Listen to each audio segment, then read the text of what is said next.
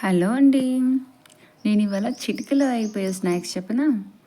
ఏం లేదండి. దానికి చాలా సింపుల్ ఐటెమ్స్ కావాలి. మనకి సాల్ట్, మనం వేయించుకోవాలనుకున్న ఐటెమ్స్. అంటే నేను ఇక్కడ పల్లీలు అండ్ బాదం తీసుకుంటున్నాను. మీరు కావాలనుకుంటే కాజు, పిస్తా మీ ఇష్టం వచ్చినవి తీసుకోండి. ఓకే. పొద్దుతిరుగుడు విత్తనాలైతే ఇంకా బాగుంటాయి. నా దగ్గర ప్రస్తుతానికి ఇవి అవైలబుల్ ఉన్నాయి. వీటితో చేస్తున్నాను నేను. ఏం లేదు, దీన్ని కడాయిలో కొంచెం ఉప్పేసి బాగా వేగనిచ్చిన తర్వాత దాంట్లో పల్లీలు, ఈ బాదం ఈ రెండు వేసి వేయించేస్తే మంచిగా ఉంటుంది. దోరగా వేయించిన తర్వాత కొంచెం కొంచెం వాటర్ని కొంచెం ఇలా స్ప్రింకిల్ చేస్తూ ఉంటే వాటి మీద ఆ ఉప్పు అనేది నట్స్కి పట్టి ఆ టేస్ట్ సాల్ట్ నట్స్ అంటారు కదా, అలా ఎంత బాగుంటాయో.